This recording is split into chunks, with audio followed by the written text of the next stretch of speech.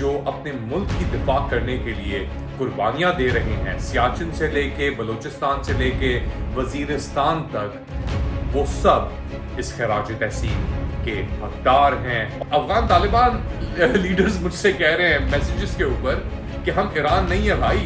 पाकिस्तान ने international monetary fund को assurances दी हैं कि जो भी पैसा उसे अब मिलेगा आगे जाके, सीपेक एनर्जी प्रोड्यूसर्स की तरफ एक भी पैसा नहीं जाएगा।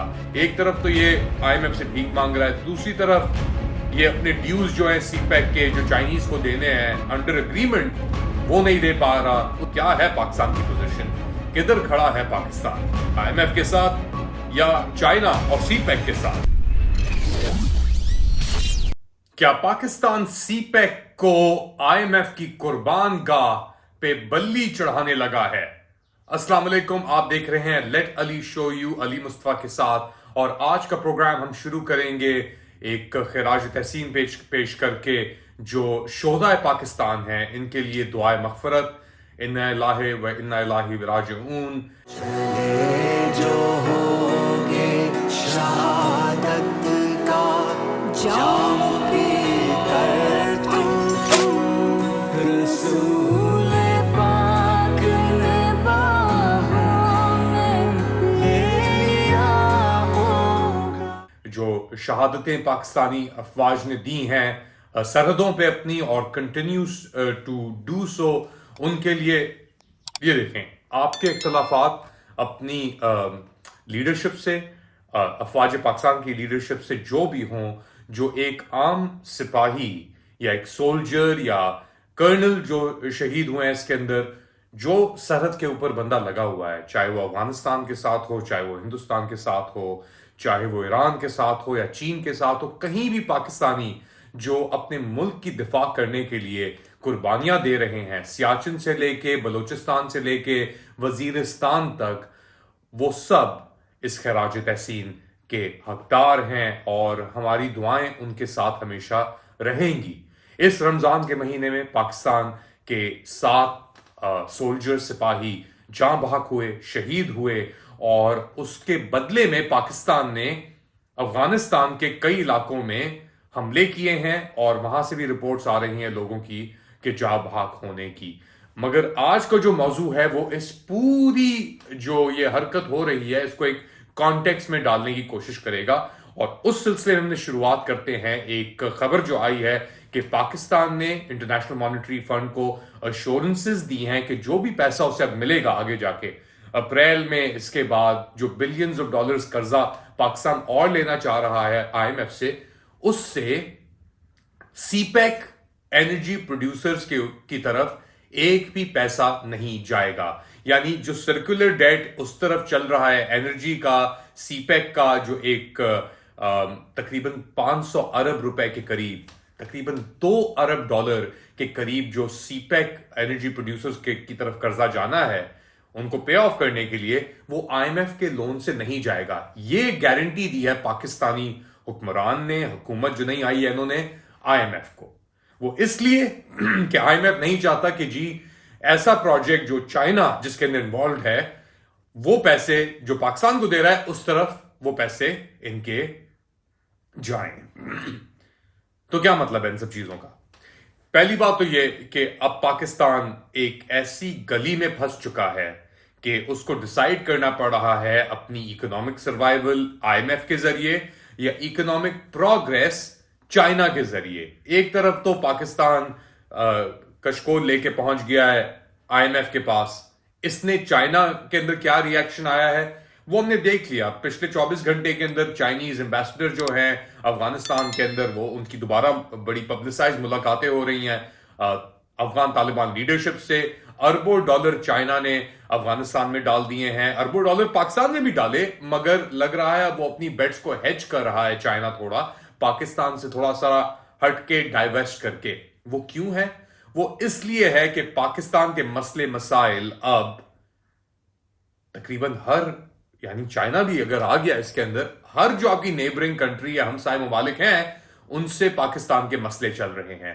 हमने पहले जिक्र किया था इन स्ट्राइक्स का अफगानिस्तान के अंदर पाकिस्तानी तालिबान अलेज्ड हाइडआउट्स के ऊपर। ये भी रिपोर्ट्स हैं कि बड़े लोग भी मारे गए हैं, उसके अंदर लीडर्स भी हैं, उनकी शायद फैमिलीज भी इन्वॉल्व क्यों ना हो। और अब अगर चाइना तालिबान ताल्लुकात और मुस्बत हो रहे हैं, चाइना ईरान ताल्लुकात भी बहुत मुस्बत हैं, कीप इन माइंड। हाँ, चाइना के इख्तलाफात हैं इंडिया के साथ, मगर अभी भी China is one of the top 3 exporters to India. तो उनके अपने रीजनल टेंशंस अपनी जगह पे, मगर जब कारोबार की बात आती है तो चाइना कारोबार करने के लिए इंडिया के साथ भी तैयार है। आप ना हो आपके ऊपर अपना तशवीश की निगाह से देखा जाएगा कि भाई पाकिस्तान रिलायबल है भी कि नहीं, ये कहां खड़ा है पाकिस्तान। एक तरफ तो ये आईएमएफ से भीख मांग रहा है, दूसरी तरफ ये अपने ड्यूज जो है सीपैक के जो चाइनीज को देने हैं अंडर एग्रीमेंट वो नहीं दे पा रहा। उसके ऊपर मुशाहिद हुसैन साहब का भी ये सवालिया निशान उठा है कि भाई पाकिस्तान किधर खड़ा है, क्या वो सीपैक की तरफ जा रहा है या वो आईएमएफ की तरफ जा रहा है, तो क्या सिचुएशन है। एक तरफ तो ये चीज चल रही है, दूसरी तरफ ईरान के साथ एक पाइपलाइन प्रोजेक्ट आपका पिछले 10 साल से वो उसको कंप्लीट करने की कोशिशें हो रही हैं, वहां पे भी अमेरिका का एक इन्फ्लुएंस है, आईएमएफ का इन्फ्लुएंस है नहीं है ये नहीं पता। आईएमएफ और उधर तो पाकिस्तान ने वेवर तक नहीं मांगा अमेरिका से कि भाई हमें आप सैंक्शंस वेवर दें इसके ऊपर, ईरान पाइपलाइन के ऊपर, तो हम इसका काम को खत्म करें। पाकिस्तान के एनर्जी क्राइसिस है, सर्कुलर डेट भी आपका जो है वो एनर्जी से रिलेटेड है। तो आप ना 3 में है ना 13 में है, आप किधर खड़े हैं आपको यही नहीं पता, और जहां खड़े हैं वहां से आपको क्या मूव्स करनी है ये आपको अंदाजा नहीं हो रहा कि चले अगर आपने ईरान पाकिस्तान पाइपलाइन आपने फिनिश भी करनी है, जो इंटरिम हुकूमत ने जाते जाते एक झंडी दिखाई थी हरी, आपने कहा कि जी अमेरिका इजाजत नहीं दे रहा, आपने तो अमेरिका से इजाजत ही नहीं मांगी उस पाइपलाइन के ऊपर, तो वो प्रोजेक्ट भी एक तरीके से बड़ा हुआ है। अभी हाल ही के जो मैंने पहले भी जिक्र किया था इंडिया अफगानिस्तान के ताल्लुकात, अभी वहां पे एक हाई लेवल डेलीगेशन गई है इंडिया से टू काबुल, और वहां पे मुलाकातें हुई हैं इनकी अफगान तालिबान लीडरशिप से, और वहां पे among other things regional security in सब चीजों की तो बातें हुई, चाबहार पोर्ट की भी बात हुई। और जो खबर आई कि ईरान अफगानिस्तान तालिबान ने चाबहार पोर्ट के ऊपर कोई डील भी कर ली है। अब इंडिया जेपी सिंह साहब आके इंडिया से तालिबान से बात कर रहे हैं चाबहार पोर्ट के ऊपर। यहां पे एक सीपैक जो ग्वादर पे आके एंड होना था, पाकिस्तान का सबसे एक इंपॉर्टेंट तरीन प्रोजेक्ट था ग्वादर का, उसके ऊपर अब सवालिया निशान लग गए हैं ये आईएमएफ की डील के साथ। तो बेसिकली पाकिस्तान का तो पत्ता यानी जो वो कटता नजर आ रहा है पूरी रीजनल कनेक्टिविटी और अलायंस से, क्योंकि उसने एक ऐसी पोजीशन अपना ली है, चूज कर ली है जहां पे वो अमेरिका के साथ खड़ा है, मजबूर है, उसको पैसे भी चाहिए आईएमएफ से जो नहीं मिल सकते अमेरिका की गो अहेड के बगैर, वर्ल्ड बैंक आईएमएफ से। यहां पे एक जो शेप अप हो रहा है, ईरान इंडिया और चाइना ब्रिक्स अलायंस का हिस्सा है। ईरान ने जनवरी 1 से अपनी जो मेंबरशिप थी ब्रिक्स की, जो एक ऑल्टरनेटिव है एसेंशियली G20 और अमेरिकन लेड और European led western hegemonic economic system का, ब्रिक्स का, जिसके अंदर ब्राजील है, रशिया है, इंडिया है, चाइना है, साउथ अफ्रीका है।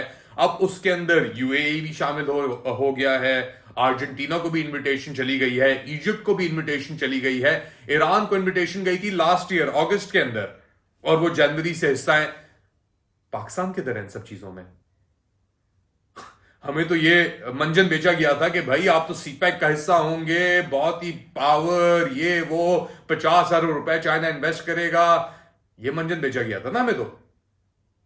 मगर ना तो हम ब्रिक्स में हैं जो चाइना लेड एक इनिशिएटिव है, सीपैक से भी हम अपना लग रहा है कि एग्जिट डोर की तरफ जा रहे हैं, और आईएमएफ के सामने हमने कशकोल भी उठाई हुई है। ईरान के साथ ही मसले, अफगानिस्तान के साथ ही मसले, इंडिया के साथ ही मसले, अब चाइना के साथ ही मसले।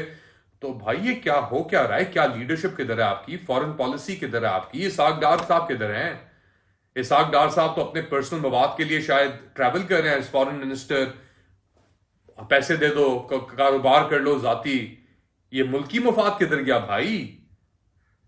तो ये बहुत ही खतरनाक, अगेन ये अल्फाज हम यूज करते हैं, खतरनाक, टेंस, अनसर्टन, क्योंकि ये सब चीजें हैं। और आपकी जो हरकतें हैं अब, वो ना सिर्फ आपके सिपाहियों को शहीद करवा रही हैं, जो आपकी डिसीजंस हैं, ना सिर्फ आपकी फोर्सेस को वो इंपेरल कर रही हैं, अपने बॉर्डर्स के ऊपर उनके ऊपर हमले हो रहे हैं, और अब अफगान तालिबान भी हमले, वो जो मेरी सोर्सेज है कि हम अपना पहले तो हमने थोड़ा हल्का हाथ रखा हुआ था, हम देख रहे थे चीजों को, अब अगर अपना इस तरह ओपनली हम पे अटैक किया जा रहा है तो अफगान तालिबान लीडर्स मुझसे कह रहे हैं मैसेजेस के ऊपर कि हम ईरान नहीं है भाई, क्योंकि ईरान के ऊपर भी आपने हमला किया था, पहले ईरान ने आपके ऊपर हमला किया था, फिर आपने ईरान के ऊपर हमला किया था।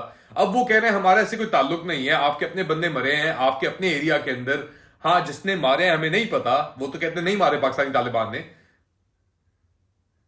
और पाकिस्तानी तालिबान के अंदर कितने ग्रुप शामिल हैं ये भी तो पूछे आप, कितने यानी दर्जनों ग्रुप पाकिस्तानी तालिबान के अंदर शामिल हैं। उसके अंदर से ऑब्वियसली एक आइडियोलॉजिकल कन्वर्जेंस भी आती है, ऑपरेशनल कन्वर्जेंस भी आती है अफगान तालिबान के साथ, मगर ये किस्से कहानियां तो यहां पे हो रहे हैं ना, आपकी अंदरूनी सिचुएशन आपके कंट्रोल में नहीं है और आप इस तरीके से रिएक्ट कर रहे हैं कि नहीं छोड़ेंगे, जहन्नुम में भिजवा देंगे, ये सब चीजें हो रही हैं।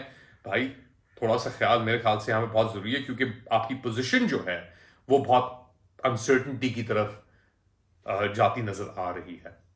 आपका क्या ख्याल है इन सब चीजों के बारे में? क्या है पाकिस्तान की पोजीशन, किधर खड़ा है पाकिस्तान, आईएमएफ के साथ या चाइना और सीपैक के साथ?